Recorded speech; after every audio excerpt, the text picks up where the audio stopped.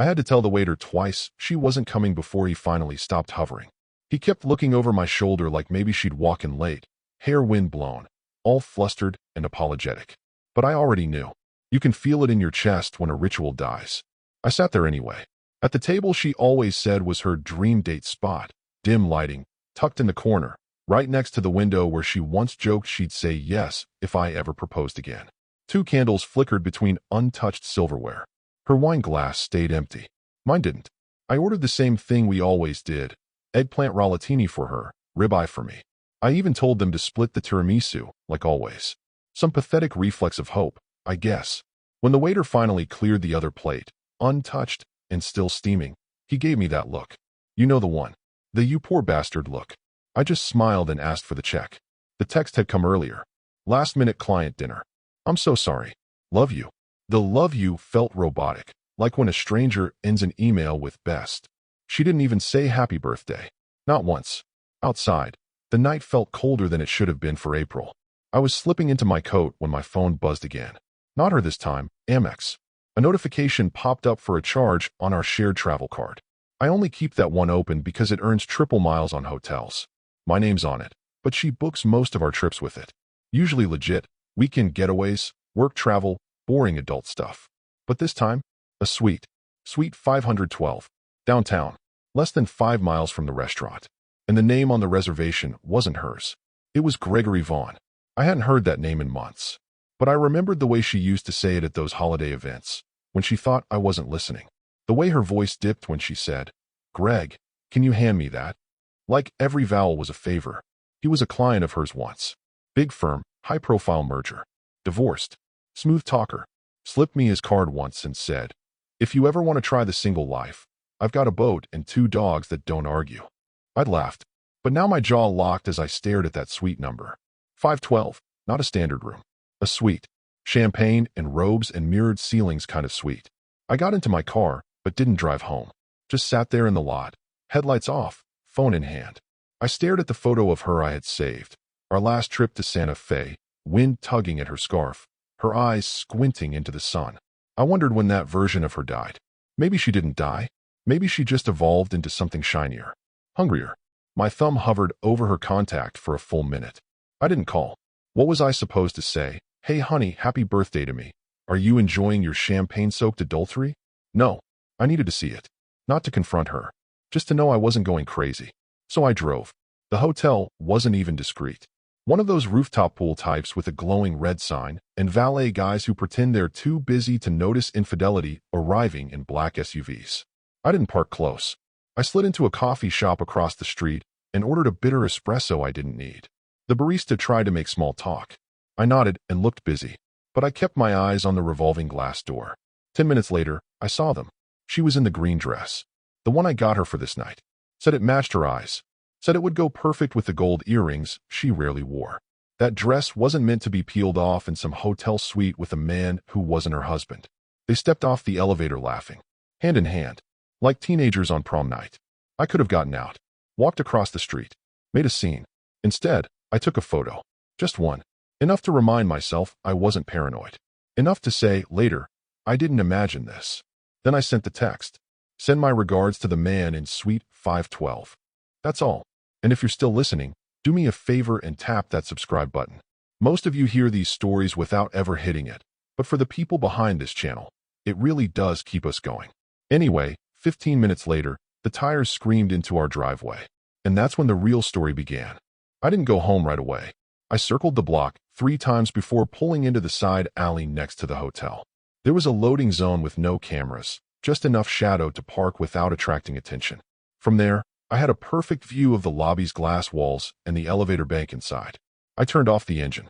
No music, just the sound of my own breathing and the steady ticking of the dashboard clock. 10 minutes passed. A black-tie gala must have been wrapping up. Groups of men in tuxedos and women in dresses too expensive to walk in spilled out laughing, drunk on champagne and someone else's tap. I scanned the crowd until my eyes stopped, frozen, on a very familiar shape. She wasn't looking at her phone. She wasn't hurrying home to apologize. She was strolling, smiling, one hand in his, the other clutching the little clutch I bought her last year in Napa. Her head tilted back as he whispered something into her ear. Something funny, apparently. She laughed. God, that laugh. The same one she used on me when she wanted something. She was wearing the dress. Not just any dress. The dress. Deep green silk, slit up the leg. The one she'd left hanging on the bathroom door that morning with the tag still on. I thought she was planning to surprise me with it tonight. That's how stupid I was. She saved it for him. I watched them walk toward the elevator together. She pressed the button, then turned to him, brushed a piece of lint off his lapel, leaned in like she'd done it 1,000 times. It wasn't awkward or new. It was muscle memory. They stepped in. The doors closed. I didn't move. I just picked up my phone. There was no shaking, no anger. Just a precise kind of stillness that scared me. Like when the air gets heavy before a storm. I opened our text thread, still showing her last message. Last-minute client dinner. I'm so sorry. Love you.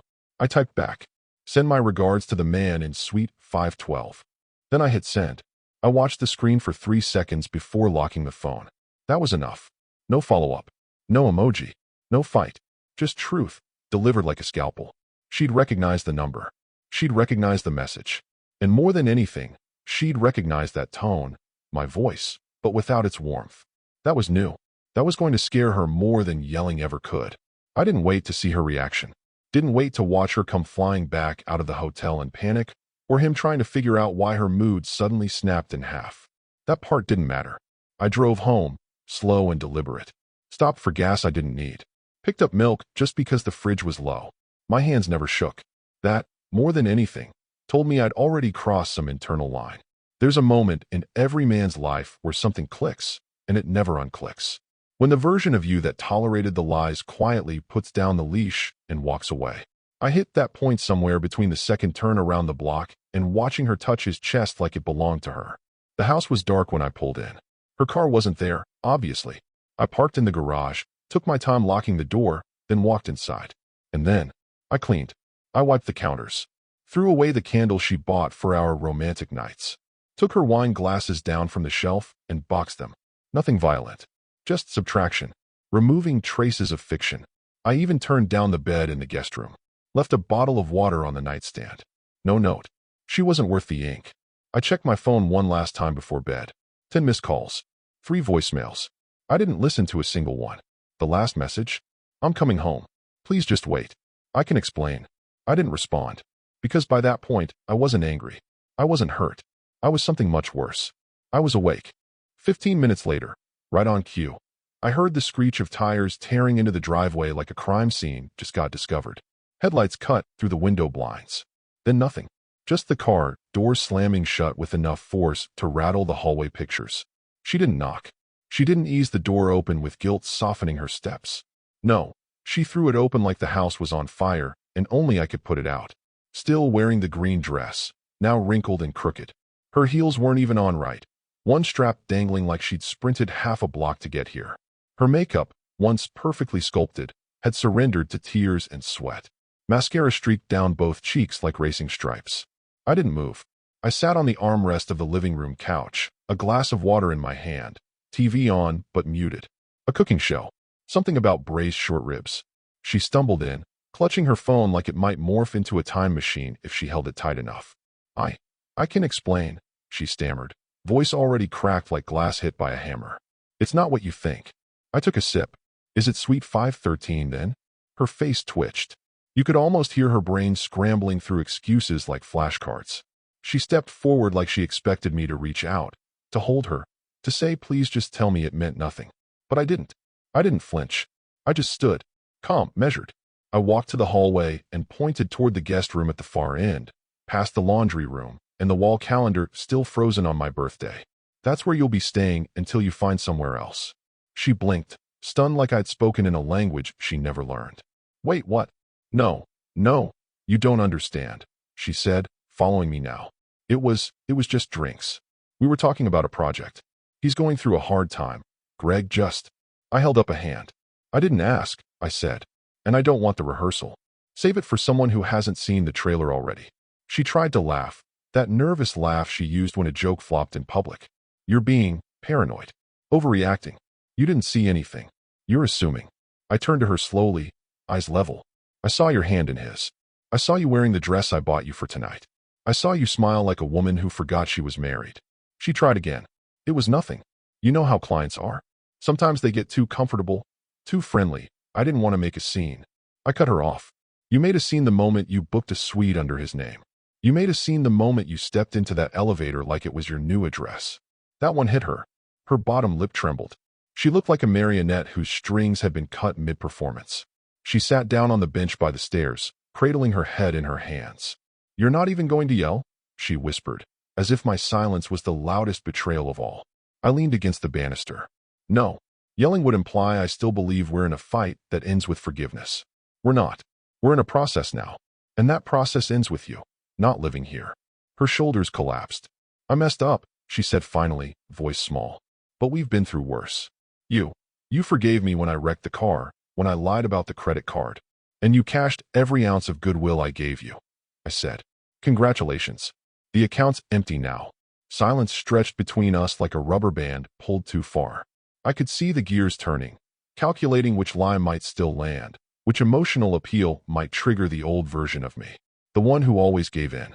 But that version was gone, buried in the ashes of that dress, that dinner reservation, that photo of her stepping off the elevator like she was in a fairy tale where I didn't exist. Eventually, she stood. Her heels clicked down the hall like gunshots. She stopped in the doorway of the guest room. "So that's it. One mistake, and I'm erased." I didn't answer, because she already knew. She must have thought sleeping in the guest room would soften me, like enduring one night in exile would reset the chessboard. I heard her that morning, moving around too loudly in the kitchen, slamming cabinet doors just hard enough to sound like regret. She even made coffee. French press, the one I like. Set it on the counter like a peace offering, as if caffeine could bribe clarity. I didn't touch it. I got dressed like it was any other Tuesday, button down, clean shave, watch wound precisely. I didn't say good morning. I didn't ask if she slept okay. I walked past her and grabbed my keys. "Where are you going?" she asked, voice hoarse, but trying to sound casual. "To run an errand." She blinked. "Should I wait for you?" That made me pause, just long enough to turn and give her the briefest glance. "Do what you want," I said. "Just don't move anything that isn't yours." The bank was mercifully quiet. Mid-morning lull. I sat down with a manager I'd dealt with for years. Angela, sharp as ever. She wore that neutral smile banker's perfect, but I could tell she knew. Maybe not the specifics, but the shift in a man's body language when something breaks that won't be repaired. "I'd like to remove an authorized user from the joint card," I said, sliding her name and ID across the desk. "And close these two accounts." Angela scanned them. "These are dormant. Haven't been touched in years." "I remember them," I said. "She doesn't." She nodded. "And you want to consolidate remaining balances?" "No," I said. "I want them emptied. Cut checks. Mark is closed." It wasn't about money. Not really. It was about drawing a line, not in the sand, but in the ledger. There's something final about removing access, like shutting off oxygen to a room someone thought they'd always control. Angela was quick, efficient. When she handed me the confirmation slips, she didn't say a word, just looked me in the eye with a professionalism that bordered on pity. I nodded once. No smile. When I got back home, the house smelled like garlic and butter. She was cooking, from scratch, not ordering takeout, not heating frozen lasagna, actually cooking, like the early days when she still tried to impress me. She turned around too fast when she heard the door. Eyes hopeful, hair pulled back, lipstick reapplied, like makeup could erase betrayal. "I made your favorite," she said. "Creamy mushroom risotto. And that pork loin with the crust you like." I walked to the sink and washed my hands, methodical. Dried them, then walked to the stove. "You made this for Greg too?" I asked, eyeing the spread. Her face collapsed. "Stop. You stop," I said flatly. "Stop pretending this is salvageable. Stop dressing up guilt and calling it effort." "I made a mistake," she said. "A one-time mistake." I picked up a plate, served myself a portion, sat at the table across from her, but didn't gesture for her to join me. "Then consider this your one-time consequence," I said. She didn't respond. I ate in silence. Slowly, each bite chewed deliberately, not because I enjoyed it, but because I refused to let her take the space of my voice. She stood there, not moving, watching like I was some animal she used to own but didn't recognize anymore. Finally, she whispered, "You're being cruel." I looked up, met her eyes. "No," I said. "I'm being clear. Something you apparently stopped valuing." That night, she didn't knock on the bedroom door. She didn't cry. She didn't apologize again. She sat alone on the guest room floor. I heard the faint thump of her hitting the wall with her hand. Once, twice, but I didn't go to her. I folded my shirt. laid out clothes for the morning, cleaned my phone screen with a microfiber cloth. And for the first time in a long time, I realized how peaceful the house was when the truth wasn't being strangled by pretense. I booked the appointment under a different last name. Not hers, just mine. It was a Tuesday morning, gray skies, the kind of weather that makes everyone walk slower. I didn't. I moved like a man on a schedule, not out of rage, but purpose. The law office was in one of those old brick buildings downtown, the kind that looked like it used to be something nobler, a post office or a bank, before it became the place where marriages go to get disassembled piece by piece. The receptionist was polite, her eyes flicking to my ring once, but she didn't ask any questions. She offered coffee. I declined. The lawyer was sharp, mid-50s, the kind of man who'd seen too many good guys get taken to the cleaners by someone they once trusted with their passwords and medical history. He shook my hand, motioned for me to sit, and got straight to the point. So, divorce? I shook my head. Not yet. Separation of assets. Preemptive. He arched an eyebrow, then nodded. The legal firewall. Exactly. We went down the list. Joint accounts, savings, the condo, the lakehouse, 3 vehicles, 2 in her name but bought by me, and 1 corporate account tied to a consulting business I had before we married. That one was the real concern. She'd been casually dipping into it for years, labeling transactions as marketing help or travel expenses while pretending she understood what QuickBooks was. I let it slide because back then it felt like love. It wasn't love. It was entitlement wrapped in mascara and brunch selfies. I handed him a folder with documents she didn't know I kept, account statements, trust documents, property appraisals, even a copy of the prenuptial agreement she'd once called a silly formality over champagne and oysters. Silly my ass. That piece of paper was the only thing standing between me and financial amputation. The lawyer flipped through them silently, eyes narrowing slightly when he hit the trust clause. He looked up. You wrote this yourself?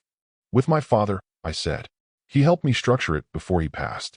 Made sure it triggered on infidelity, not divorce. The man smiled. Not cruelly, almost with reverence. You're not the first man to prepare for this, he said, pen tapping lightly on the clause. But you might be the first to do it without rage. There's no room for rage, I said. Rage is messy. I want clean. He nodded again and began drafting. Quiet. Efficient. No small talk. We set up asset separation notices to be delivered to her via certified mail, 1 for each item she'd touched without understanding it didn't belong to her. The house was technically in a land trust. The cars? Leased under my LLC. The savings account she thought was our future trip fund had already been split, her name removed. The jewelry? Gift receipts and insurance documentation in my safe. She'd spent the last few years building a life on things I let her borrow. Now I was taking them back. The most satisfying part? There would be no shouting, no courtroom theatrics, no dramatic, you can't do this to me. Because I wasn't doing it to her. I was simply undoing what never should have been granted. By the time I got home, she was in the living room with a laptop open and a new tone in her voice. I booked a couples therapy session, she said, not looking up. Dr. Linwood. You liked him, remember? We saw him when you lost your mom. I took off my coat, hung it up neatly. I didn't lose her, I said. She died. Big difference. She blinked at that. I could tell it rattled her. My refusal to play along with softened language. Euphemisms were her favorite tool, but not mine anymore. I think we need to rebuild trust, she said carefully, rehearsed. I've been doing some reading about trauma and impulse control. I walked to the fridge, took out a bottle of sparkling water, poured exactly 1 glass. No need to rebuild something I've already condemned, I said. Condemned. Like a building, I said. Unsafe. Structurally unsound. She stood up too quickly, like panic was starting to bubble just beneath the calm exterior she thought she was faking well. Wait. You're not. What are you doing? I said I was sorry. I'm doing what you never expected me to, I replied, turning to face her. I'm treating this like a business decision. She opened her mouth, closed it again. Good. She still didn't know about the trust, or the clause, or the ticking legal timer under every asset she thought was hers by marriage. But she would. Soon. The lakehouse was never her favorite. Too quiet, she once said. Not enough nearby restaurants, spotty cell reception, and the woods make me nervous. But when friends came to visit, she'd pose on the deck like she built it with her bare hands, sipping wine and dropping little claims like, we wanted something rustic, or we love escaping here when life gets busy. She never once split the property taxes. Never asked about maintenance costs. Never held the wrench when the pipes froze or paid the contractor when the roof sagged. But she had no problem calling it ours. That was fine. I let her have the fantasy because I'd already built the reality. For years ago, after my father's funeral, I'd sat down with a trust attorney in a windowless office, went over every document with a precision I didn't yet know I'd need. We crafted a conditional living trust for the lakehouse. It held the deed, the insurance, the occupancy rights. But the key clause was 4C. In the event of infidelity by either party, as substantiated by credible evidence, occupancy and beneficiary privileges shall immediately revert to the grantor. She never read it. I offered once. She said, "You handle the boring stuff." So I did. Now, in the calm silence of post-betrayal, I pulled up the footage. The grainy video from across the street. Her stepping out of that hotel elevator, hand in hand with Gregory Vaughn. I added the receipt from the shared travel card, the timestamp charges from the bar and room service. Then her text message that night. Last-minute client dinner. I attached it all in an encrypted file and sent it to the trustee with a one-line note. Clause 4C, trigger. The next day, the reply came back before lunch. Formal. Brief. Per Clause 4C, occupancy and property rights shall revert to grantor effective immediately. Notice to be served via certified delivery. Occupant must vacate within 10 days or forfeit personal belongings stored on premises. I didn't tell her. I let the envelope do it. She found it the next morning.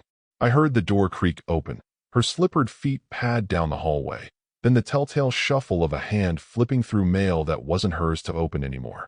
Then a pause, the sharp tear of paper, silence, and then the scream, high-pitched, guttural, like something broke loose inside her ribcage. "What is this?" she shrieked, storming into the living room, letter clutched like a weapon. You filed something behind my back. Are you serious right now? The lakehouse. Are you kidding me?" I was sitting in the leather chair by the window, reading. I didn't look up. "You can't do this," she snapped, voice cracking. "That house is ours. We built memories there. You said it was our legacy." I turned the page in the book. Slowly, calmly. "I said a lot of things before you lied to me in silken heels." She stood there trembling, mouth open.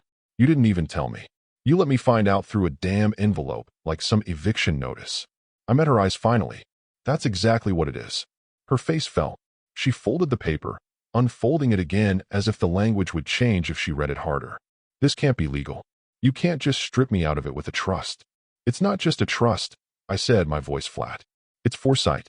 The one thing you always mocked me for having." She sputtered. "You really prepared for me cheating on you?" I gave a half smile. "I prepared for the possibility. That's called risk management. You do remember your MBA, right?" She hurled the paper at me. It fluttered to the floor like an embarrassed flag. "That place was mine too," she shouted. "You let me believe. And you let me believe I had a wife who respected me," I said. "Looks like we both had some blind spots." She stormed off, mumbling something about her lawyer, which was cute, because I'd already blind copied my attorney on the trust execution. There were no loopholes, no appeals, just 10 days and a countdown she couldn't reset. I picked up the letter off the floor, folded it neatly, and placed it back on the counter where she could reread it later, after the rage burned out and reality set in. Physical space, emotional ground. Bit by bit, she was losing both. And I wasn't even raising my voice. She started dressing up again a few days after the letter, as if lip gloss and a power blazer could outpace the consequences piling behind her like a rising tide. She moved through the house like a guest now, careful not to touch too much, careful to pretend this was still just a rough patch. But I'd already converted the master bedroom into my space alone.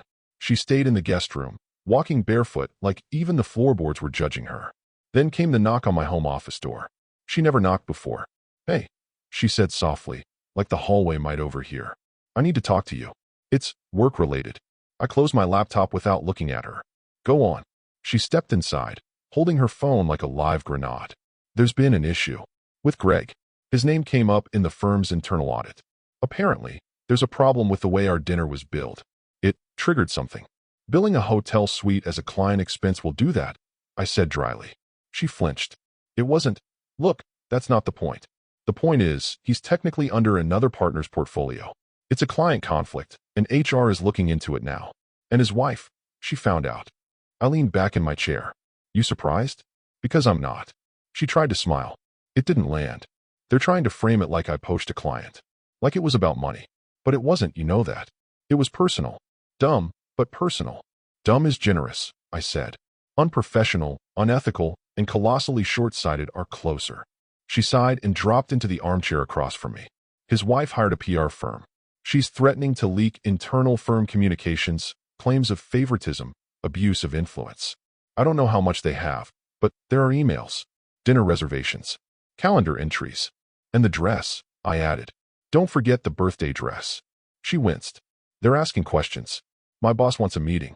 He says it looks like I created a liability, that I compromised a client. They think it reflects badly on the firm. I stared at her. It does, I said. That hung in the air like a final note in a requiem. She stood again, pacing. They're trying to build a case to put me on unpaid leave. Possibly fire me. If HR thinks I breached ethics. Which you did, I said. Her eyes flashed with something. Not anger, not shame. Just panic. I need your help. Just say we were separated when it happened. Say I was staying at the lakehouse. That it wasn't cheating, it was post-marital confusion. Something temporary. Please. I blinked slowly. You want me to rewrite the timeline so you don't lose your job? I just need a buffer, she said. Something to slow them down until I can fix this.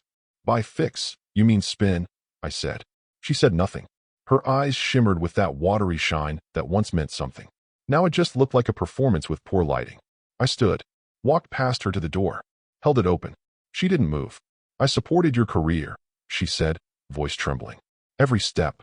You called my business cute at dinner parties. I bragged about you. You tolerated me, I said, because I was convenient, stable, predictable, and now you want me to lie for you. She opened her mouth to protest. I cut her off. This is your mess, I said, tone like steel under velvet. I'm not your cover story. She didn't leave immediately.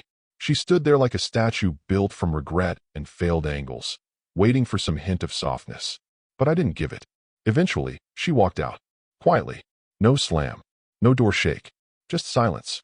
Later that night, I heard her on the phone in the guest room, muffled sobbing, repeating phrases like, he won't help me, and they're making me the scapegoat. The same tone she used when a waiter got her order wrong, offended the world wouldn't adjust itself to her expectations. She still hadn't learned. And now, her job, her last shred of identity, was unraveling, thread by thread. And I wasn't lifting a single finger to stop it. I came home to the smell of roasted garlic and rosemary. Something bubbling in the oven, soft jazz playing from the Bluetooth speaker she hadn't touched in months. The lighting was dim, just enough to soften lines in faces and hide stains in souls. For a second, I thought I'd walked into a flashback. She stepped out from the kitchen, barefoot, holding 2 wine glasses. She was wearing the robe, thick, burgundy, the one she used to wear when we'd slow dance in the kitchen at midnight, back when silence between us meant comfort, not consequence. Her hair was pinned up loosely, just the way I used to like it. Messy, deliberate, like she rolled out of a dream with my name still on her lips. But it didn't land. None of it landed. Dinner's almost ready, she said softly, handing me a glass like peace had flavor. I made the roast. The one from our anniversary. You said it was the best thing you ever tasted. I didn't take the glass. I remember, I said. You overcooked it that night. But I lied. She gave a small, practiced laugh. Well, I didn't overcook it this time. I walked past her, set my keys down, removed my watch like this was any other evening. But it wasn't. This wasn't nostalgia. It was theater. I've been thinking, she said, following me, her voice lower now, gentle. I want to work on this. Us. I've been reading about relationship repair. We could go to counseling. Reset. I know what I did was wrong, but people make mistakes. No. I interrupted, turning to face her. They make decisions. You made yours. I'm making mine. She blinked, still smiling, but it twitched. I just want a chance to show you I'm serious, she said. I miss us. I miss you. I nodded slowly. That's good to hear. She exhaled in visible relief, like a hostage hearing sirens in the distance. Her hand grazed my arm. I didn't move, just reached into my briefcase and pulled out a folder. Manila, neatly labeled. Inside, 2 copies of the separation agreement. Dated. Signed. I laid them on the dinner table she tried to reclaim with a rosemary roast. She stared at them like they were in another language. What is this? It's not punishment, I said. It's relief. You already signed it. Her voice cracked. I signed it the moment I knew you were willing to wear that dress for him. She stepped back like she'd been slapped. You're just going to end it? Like that? After everything we've built? What did we build? I asked. A condo I paid for? A lake house you never liked? An image you curated with borrowed loyalty? Her mouth opened and closed. No sound, just air and disbelief. She picked up the document, read through the first page, then the second, her eyes darting, her lips moving silently. Then, violently, she tore it in half. Once, twice, 3 times until the pieces fell like confetti around her bare feet. "This isn't fair," she shouted. "You're not even trying." "No," I said, stepping around the scraps. "I stopped trying the moment I realized you were more upset about getting caught than what you did." She collapsed onto the nearest chair, hands over her face. The tears came, loud and dramatic, a performance of pain. I stood across from her, arms folded, unmoved. Watching her unravel used to hurt. Now it just confirmed what I already knew. Redemption was a role she didn't rehearse until she lost the audience. "I don't want your tears," I said. "I want your signature. And if you can't give it, I'll let the courts do it for you." She looked up, mascara already painting streaks down her cheeks. "You really mean it," she whispered. "You're really done." "Not done," I said. "Free." She didn't understand the difference. Not yet, but soon she would. It didn't happen all at once. Her collapse came in ripples, like a structure you know is doomed but still watch, out of morbid curiosity, to see which beam gives first. The first crack was Gregory's wife. Apparently, she'd been suspicious longer than I had. She'd hired a PI, old school, analog, the kind of guy who still prints photos on glossy paper and delivers manila envelopes like it's the Cold War. Turns out, my sweet 512 text wasn't the only one that blew something up that night. 2 days later, the client's wife posted a thinly veiled Instagram story, a quote about betrayal, a glass of wine, and a photo that, if you knew what to look for, showed my wife's robe in the background of their hotel suite mirror. Subtle, but loud enough for the right ears. The whispers at her firm began immediately. By Thursday, HR had temporarily relieved her of responsibilities pending investigation. That's corporate code for we're finding the cleanest way to fire you without triggering a lawsuit. She came home that afternoon looking like she'd walked through a storm, hair disheveled, lips tight, jaw clenched like she was chewing glass. "They suspended me," she said, standing in the doorway like it still belonged to her. "Do you even care?" I was reading. I didn't look up. She dropped her purse to the floor. "You could have said something. Defended me. They think I compromised the entire Vaughn account." "You did," I said calmly.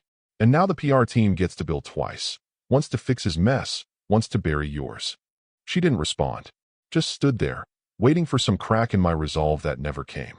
Later that night, I emailed the property manager. "The condo lease? In my name. Utilities? Also mine." She'd once laughed at how old-fashioned I was for keeping it that way. Said it made her feel like a 1950s housewife. Now it made her homeless. I sent the move-out notice as formally as possible. Standard 30 days, legal, unemotional. Attached the documentation, CC'd my lawyer, and filed it like I would any other task. I didn't leave a post-it. I didn't offer to help pack. The day she found it, she threw a mug across the kitchen. It shattered against the refrigerator, coffee splattering like a crime scene. I didn't even flinch. Just stared at the brown streak sliding down stainless steel and thought, appropriate. That weekend, she moved in with her sister. A guest room with pink curtains, no closet space, and a ceiling fan that clicked all night long. I know this because she called at 1:14 a.m. on a Sunday, sobbing. Said she couldn't sleep. Said the mattress hurt her back. Said she missed the way I used to rub her neck before bed. Left a voicemail that ended with, "Please, I don't want to be this person." I didn't respond. Word kept spreading. Gregory's firm dropped the account, citing ethical concerns. Internal memos started circulating, and while her name wasn't on them, everyone knew. In corporate America, scandal doesn't need confirmation. It just needs a whisper that sticks. She became that woman. The one who brought down a client. The one who slept with a married man and dragged the firm into PR hell. She tried to get ahead of it, called old colleagues, tried to spin the story. We were separated. It was complicated. It was never supposed to happen. But no one bought it. Because truth leaves a different kind of residue than fiction. You can't scrub the hotel registry. You can't uncork a bottle of room service Merlot. You can't unsee your own reflection in the elevator glass as you lean in for a kiss that was never meant to be captured. And me? I didn't parade. Didn't gloat. I just got quieter. Slept better. Worked longer. Laughed once. Out loud. When I realized I hadn't had to lie to a single person about anything in weeks. She unraveled in real time. From a wife with curated selfies and a six-figure job, to a guest room tenant with no address, no title, and no credibility. And the best part? I didn't raise my voice once. She came back one final time on a Sunday evening. I knew she would. There's always one last act. The grand finale where the villain tries to wear the mask of the victim, hoping the lighting's low enough no one notices. She parked crooked in the driveway like urgency would excuse disrespect. No knock this time. Just the jangle of the door opening and her voice floating down the hall. I'm not here to fight. I didn't move. I was sitting in the den, reading again, something about Roman emperors and the nature of decline. Fitting. She walked in slowly, cradling something in her arms like a child. A photo album. Old school. The black leather one with gold trim we bought after our 3rd anniversary. The one she insisted we fill with only the real moments. She set it on the coffee table like it was a hostage she hoped to trade for mercy. Her eyes were swollen. She hadn't slept, or if she had, it wasn't in a bed she called her own. I found this in storage, she said. Thought you'd want it.